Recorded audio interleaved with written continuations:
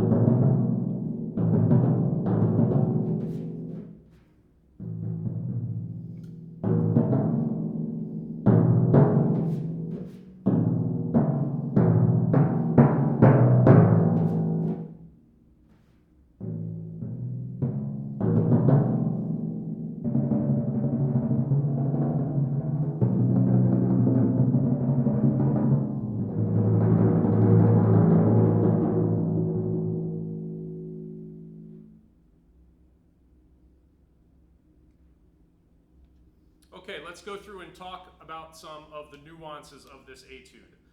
First of all, notice that the pitches are the first four notes of a whole tone scale. So you have A, B, C, sharp, and then D sharp, right? If you had A major, do, re, mi, fa, you'd have A, B, C sharp, D, but now you have a D sharp. So you have one higher semitone on the high drum here.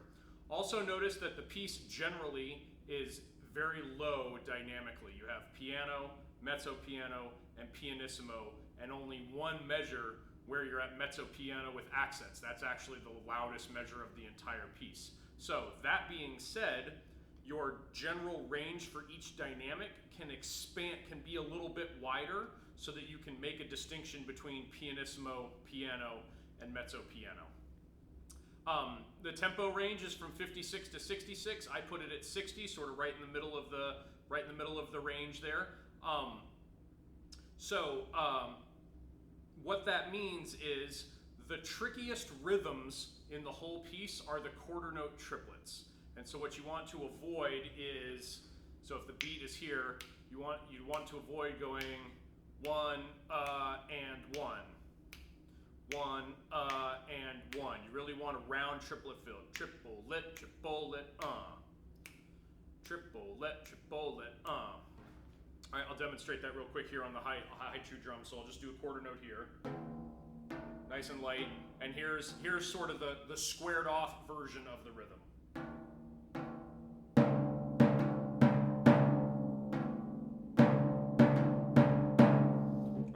That it's sort of got a 16th note bass in it. We want a really round triplet.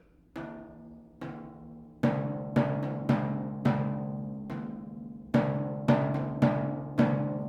right, hopefully you can hear the distinction there. That's the trickiest rhythm in the whole piece, just to not rush. So let's go ahead and start, and we'll go through.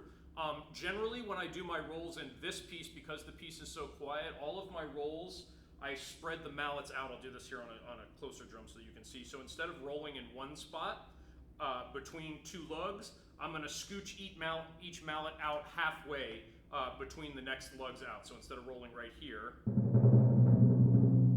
I'm going to scooch out. And what that does is it allows more of the head to vibrate, and you get a little bit rounder sound to your roll instead of an attacky sound. Right? So all the rolls I'm doing in this piece, I'm rolling out here on sort of the wider roll base, except for the last roll, and we'll talk about that when we get there. So we start off with a roll on the A, then a light triplet up. Make sure you take a look at your beating spots. Remember, the beating spots are 1/3 of the way in on each drum. I can't tell you how many times I hear students that play too close to the middle or too close to the edge, especially on the 23-inch drum. So make sure as you're doing figures like measure 2, where you just have the triplet going across the 4 drums, that you're hitting the right beating spot on each drum. Right? Because we're using 4 drums here, this takes a lot of trunk movement, right, from the center of your body. You can't do this with your arms. You have to move the orientation of your body.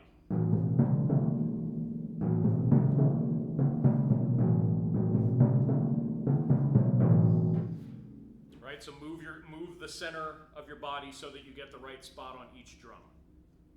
Okay, so we have the roll at the beginning, little triplet sweep up. You don't have to mute there because there's a tie or a slur indicated. Then slow triplet. Again, don't rush that rhythm. Da, da, da. Easy roll on the D. Don't accent the beginning of rolls if they don't have accents. They should just be the same volume as the notes around them, instead of what I commonly hear. Right? No, there's no front on any of these rolls in this etude. Okay, then we have this roll phrase that moves across the drums. I'm choosing to do this all as under a big slur, so I'm not breaking the roll at all. I'm just moving to different drums. And so the way that I'm doing this is, so you're rolling on the D. The next roll you have is on the C sharp, so I'm going to lead with my left hand to go over to the C sharp.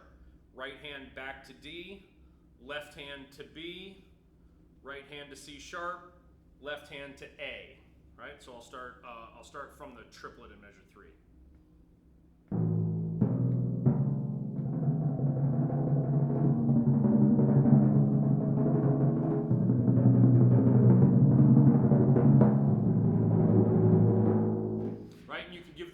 Phrase direction as you head melodically down the drums, right? So again, unbroken roll, just moving my horizontal positioning. And the trick there is that when you move with the open hand and you're not crossing, then you're not interrupting the roll. Okay, a couple more triplets. I'm just leaving those open as well.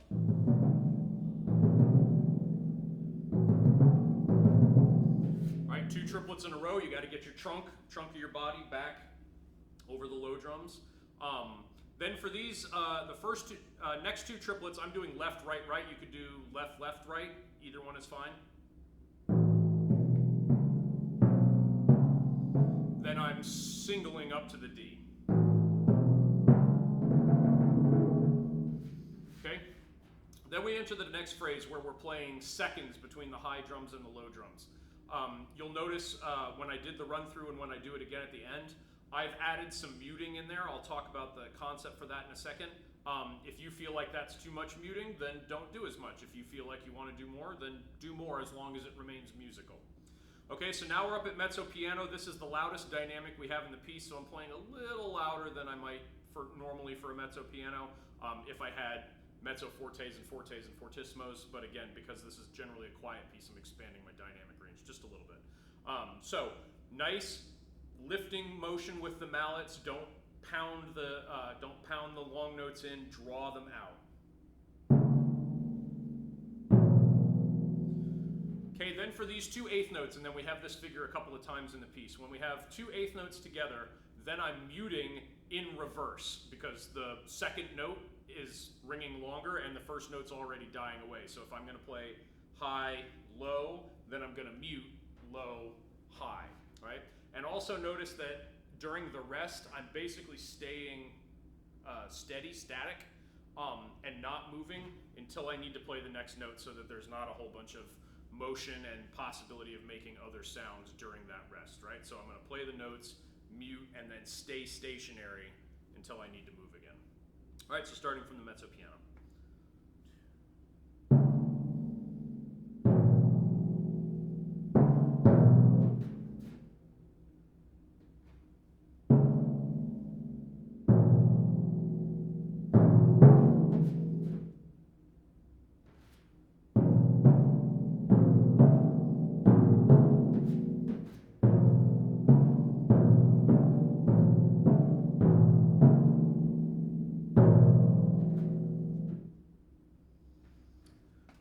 So a couple things as we go through this phrase.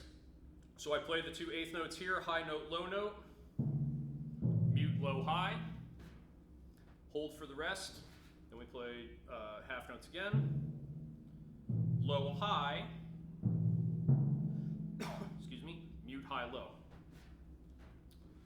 Then for the next 2 measures, I'm not doing any muting. High, low, and now my body's in position to play the low second quarter note there. Then we have these triplets that use the seconds. You have to be very careful about your body positioning so that you can get in the right beating spot on each pair of drums, right? So.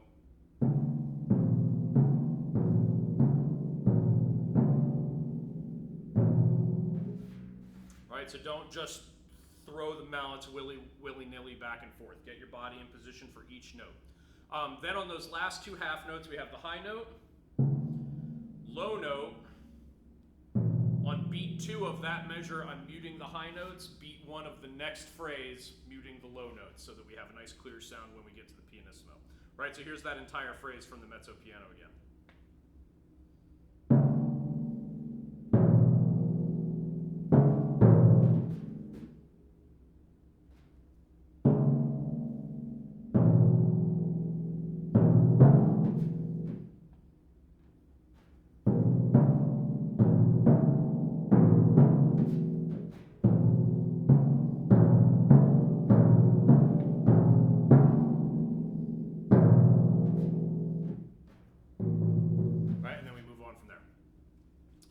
Okay, so the next phrase says pianissimo, staccato sempre, always staccato. I suppose you could work on a version of this piece where you're putting timpani mutes down. I'm not going to do it that way today, and you don't have to either. However, to get a more staccato sound, you take the normal beating area and you scoot into the center an inch or 2 or 3, depending on the size of the drum, so that you're still getting the pitch of the drum, but a little less resonance. So I'll try to demonstrate that here. All right, normal beating spot.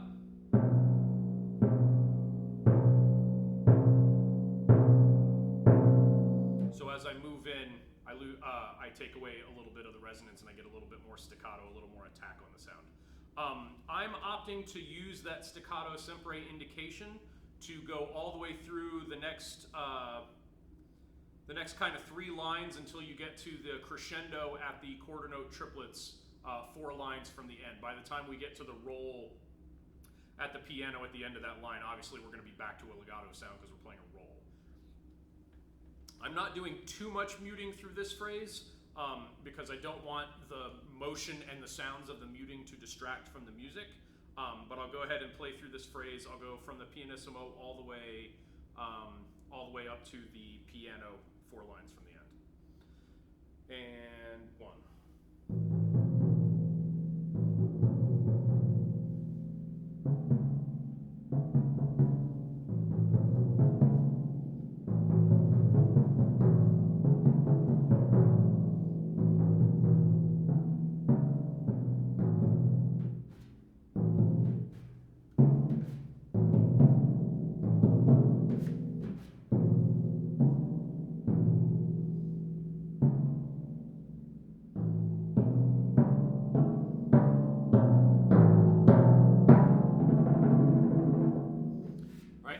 Gentle crescendo from pianissimo up to piano.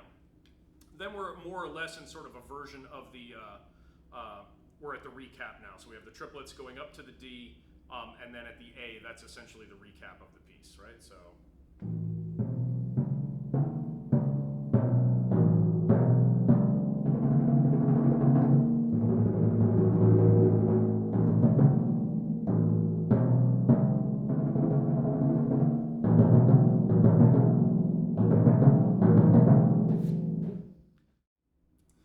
Notice as I finish those triplets, I'm muting my way back down the drums high to low. Not really doing it in time, but I'm just getting down in the course of that bar to clear the sound from the drums, and then I'm down, my body's in the right position to play the pianissimo 2 lines from the end here. So I'll back up just a couple of measures here. I'll just play these triplets and then do that again.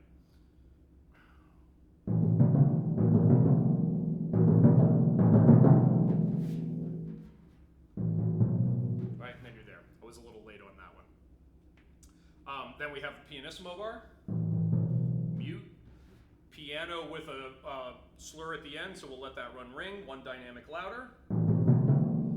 Then mezzo piano, 8th notes, and again I'm gonna mute them in reverse from how I play them. Triplet seconds again. Then we have the only measure in the piece that has accents. So what I'm doing here is you have the D sharp, and then you add each note sequentially down the drums. Let the melody of the drums dictate the dynamic, not the high drum. So I'm really doing the accents with the drum that's moving, and the phrasing's moving that way as well.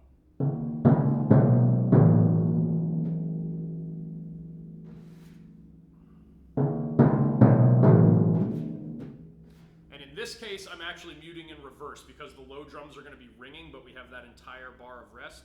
I'm actually going to mute the low 2 drums first because they're going to ring the longest, and then I'll mute the high drums because they're already decaying, right? So, and I'm roughly doing that. The timing of the muting is roughly 1 and. So I'm going 1 and 2 and 1 and. I'll back up to that pianissimo again.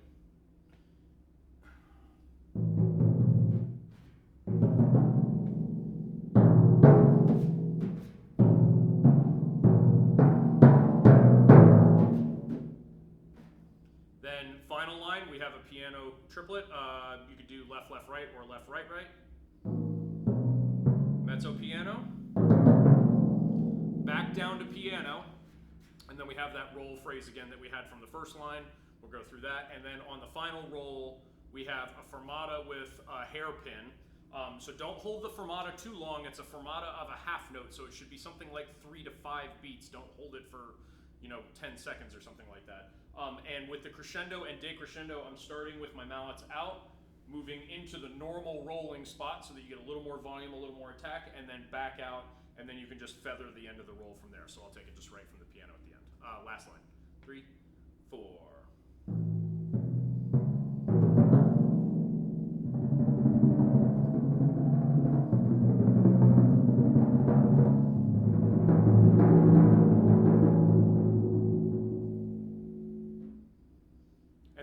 Feather out the final note if you want. You can let it ring, or you can sort of feather mute it. If there's any other drums ringing, you can mute them, but by the time I get done with that roll, the other 3 drums are done ringing.